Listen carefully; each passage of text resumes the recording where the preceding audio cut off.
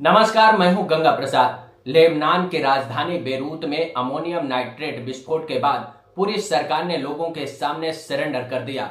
यानी कि एक हादसा हुआ, उस हादसे की नाकामी की जिम्मेदारी सरकार ने ली और राष्ट्रपति समेत पूरी कैबिनेट ने इस्तीफा दे दिया।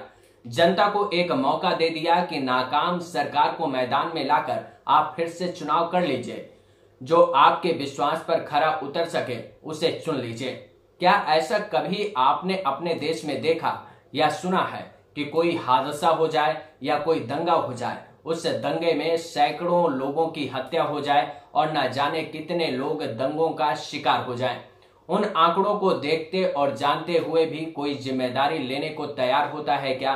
क्या कभी किसी सरकार ने कहा कि हमारी नाकामी की वजह से आपकी मुश्किल बढ़ी है, इसलिए आपके विश्वास और भरोसे पर हमारी सरकार खरा नहीं उतरी है, इसलिए हमारा इस्तीफा ले लीजिए। आपके सामने एक मौका है चुनाव कराने का और उस चुनाव से एक बार फिर अपने नेता को चुनिए जो आपके विश्वास को बनाए रखने का काम कर सके। ऐसा कब हुआ होगा? ऐसी कोई घटना आपको याद है क्या जब भारत में ऐसा हुआ हो या कोई सरकार या फिर नेता ने किसी घटना या फिर किसी हादसे पर अपनी नाकामी को मानते हुए इस्तीफा दिया हो? अगर आपको याद है तो कमेंट कर अपनी जानकारी शेयर करिए। इसका जवाब वीडियो के अंत में दूंगा।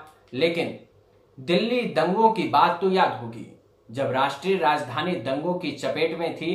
अब उस मामले में रिपोर्ट आ गई है, बल्कि एक नहीं दो रिपोर्ट हैं। दोनों रिपोर्ट के अपने अपने दावे हैं, दोनों रिपोर्ट के अपने अपने सच हैं। यानी कि किसको झूठा कहें? सवाल तो ये है। न्याय की तो बात छोड़ दीजिए, क्योंकि जिसको झूठा कहेंगे उनको दूसरी रिपोर्ट में सच दिखाई दे जाएगा।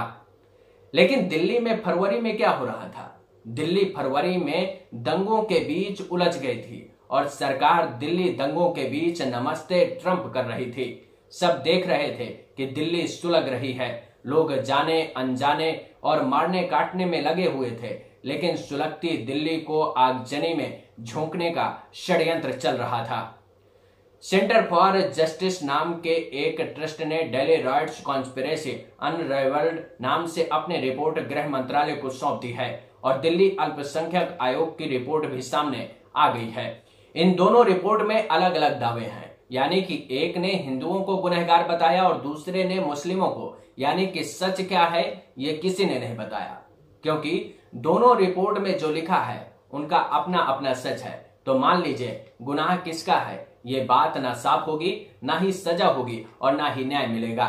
इंतजार करिए उस दिन का जिस दिन आपका अंत होगा, क्योंकि उस दिन दंगों का आंखों देखा सच भी मर जाएगा। दिल्ली दंगों में 53 लोगों की मौत हुई थी, जो सरकारी आंकड़ा है, और सैकड़ों लोग घायल हुए थे। दुकान, मकान, धार्मिक स्थल, न जाने क्या क्या जला और क्या क्या लूटा। इस बात को वो लोग बहुत अच्छे से जानते होंगे जिन्होंने इसको अंजाम दिया है। सीएफजे की टीम ने 4 दंगों वाली जगहों पर जाकर 30 पीड़ितों से बात की। इनमें से सिर्फ एक मुसलमान का सच शामिल है, जबकि दिल्ली अल्पसंख्यक आयोग ने 20 दंगों वाली जगहों को देखा और परखा। 400 स्थानीय लोगों से विस्तार से जानकारी मांगी, जिनमें से सिर्फ एक हिंदू का सच शामिल है। तो सोचिए किस रिपोर्ट को आधार बनाकर दोषियों के खिलाफ सख्त कार्रवाई होगी। जिसका दावा सरकारों ने किया कि रिपोर्ट आने दीजिए, दोषियों के खिलाफ कार्रवाई होगी, ये सच है। हर कोई मुंह फाड़ने में सक्षम है, लेकिन जानने में किसी को कोई दिलचस्पी नहीं है। जब तक अपना घर ना लूट जाए तब तक सच वही है जो सरकार ने कहा। तो फिर क्या हर्ज है? मान लीजिए सीएफजे की रिपोर्ट कहती है कि दिल्ली में 24 फरवरी को दंगे हुए और 25 फरवरी को अरुण मॉडर्न स्कूल पर हमला हुआ। जबकि दिल्ली अल्पसंख्यक आयोग की रिपोर्ट की माने तो 24 से 26 फरवरी के बीच दिल्ली में हिंसा हुई। यानी कि 3 दिन तक हमले होते रहे और सीएफजे की रिपोर्ट के मुताबिक देखें तो सिर्फ एक दिन ऐसा हुआ है। जिन इलाकों में सबसे ज्यादा आगजनी और हिंसा की तस्वीरें आई वो ज्यादातर हिंदू बहुल इलाके हैं। ये मेरे दावे नहीं हैं, बल्कि 2011 की जनगणना के मुताबिक उत्तर पूर्वी दिल्ली में 30% मुसलमान और बाकी 70% हिंदुओं की आबादी है, जो सबसे ज्यादा घनी आबादी में आती है। पूर्वी दिल्ली में सीलमपुर एक इलाका है जहां सबसे ज्यादा हिंसा की तस्वीरें आई, क्योंकि 23 फरवरी 2020 को सीएए और एनआरसी कानून के विरोध और समर्थन में प्रदर्शन हो रहे थे। इसी इलाके में सबसे ज्यादा दिल्ली में दंगे हुए, जो करीब 24 से 26 फरवरी तक चलते रहे। सीएफजे की रिपोर्ट कहती है कि 24 फरवरी की हिंसा में हिंदुओं को निशाना बनाया गया और दिल्ली अल्पसंख्यक आयोग की रिपोर्ट कहती है कि मुसलमानों के घरों और दुकानों में हमले किए गए। एक बात पर दोनों की राय लगभग एक तरह की दिखाई दी, यानी कि पुलिस की नाकामी की तस्वीर दोनों रिपोर्ट में सामने आई। रिपोर्ट में कहा गया है कि पुलिस समुदाय विशेष के विरोध में काम कर रही थी, यानी कि पुलिस की गैर मौजूदगी की बात लिखी गई, कॉल करने पर बदतमीजी करने और सुनवाई नहीं होने की बात कही गई है। कम संख्या में पुलिस की तैनाती, मदद मांगने पर कार्रवाई करने के ऑर्डर नहीं है जैसी बात कही गई। मुसलमानों के साथ भेदभाव और कई घटनाओं में पुलिस हिंसा में शामिल रही। मुसलमानों को निशाना बनाने और दंगाइयों का साथ देने की बात लिखी गई है। इतना सब कुछ हुआ, इसके बाद भी क्या निकलकर सामने आया? जिन रिपोर्टों के आधार पर कार्रवाई करने की बात की जा रही थी, वो रिपोर्ट ही एक दूसरे के खिलाफ है, यानी कि रिपोर्टों के आधार पर जो न्याय देने की बात हो रही थी, वो न्याय मिलेगा नहीं मिलेगा किसी को नहीं पता है। रिपोर्ट में सांप्रदायिक माहौल खराब करने की बात है, जिसमें कपिल मिश्रा के भाषण को आधार बनाया गया है और अनुराग ठाकुर के बयान को भी आधार बनाया गया है। सीसीपी साहब हमारे सामने खड़े हैं। मैं आप सबके बिहाफ पे ये बात कह रहा हूँ, ट्रंप के जाने तक तो हम शांति से जा रहे हैं, लेकिन उसके बाद हम आपकी भी नहीं सुनेंगे अगर रास्ते खाली नहीं हुए तो। बिल्कुल ठीक है। देश के गद्दारों को, देश के गद्दारों को, देश के गद्दारों को। ये सब कुछ खुलेआम हुआ, लोगों ने देखा कि दिल्ली में क्या हुआ। हाँ, एक सच जरूर होगा, जिसके अपनों ने जान गंवाई होगी, उसका सच सत्तासीनों की नाकामी और उनके जहर उगलते बयानों की कहानी जरूर होगी। लेकिन किसी ने माना क्या? हाँ, हमारी नाकामी ने दिल्ली को जलाया है, उनको मारा जिन्होंने सत्ता के करीब पहुंचाया।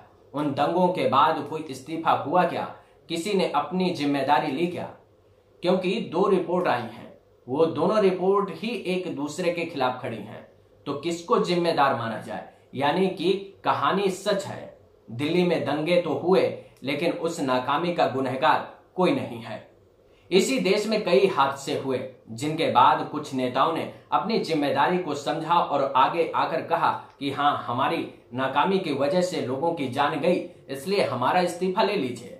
उन नेताओं में शामिल हैं 1956 में महबूब नगर रेल हादसे में 112 लोगों की मौत के बाद लाल बहादुर शास्त्री ने इस्तीफे की पेशकश की थी, लेकिन स्वीकार नहीं हुआ। जबकि 3 महीने बाद ही अरियालूर रेल दुर्घटना में 114 लोग मारे गए, जिसके बाद लाल बहादुर शास्त्री का इस्तीफा स्वीकार हुआ। ताकि वो नाजीर बन सके, इस इस्तीफे के 43 साल बाद रेल मंत्री नीतीश कुमार ने इस्तीफा दिया।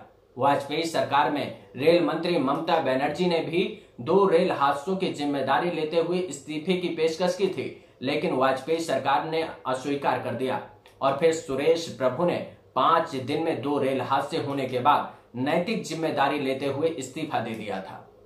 अब हालात ऐसे हो गए हैं कि नाकामी नाम की कोई चीज नहीं है, सब कुछ अच्छा है। हर नाकामी का जवाब चीन और पाकिस्तान है। फिर चाहे इकोनॉमी बैठ जाए, लोगों के पास खाने पीने को ना हो, आत्महत्याएं बढ़ जाएं, फिर और किसानों की हालत खराब हो जाए, शिक्षा स्वास्थ्य के हालात देश की जनता जानती है लेकिन मानती नहीं है। यही कारण है कि हालात सुधरने के बजाय बिगड़ते जा रहे हैं। अगर आपको ये वीडियो पसंद आया हो तो लाइक, कमेंट, सब्सक्राइब और शेयर करना मत भूलेगा। नमस्कार।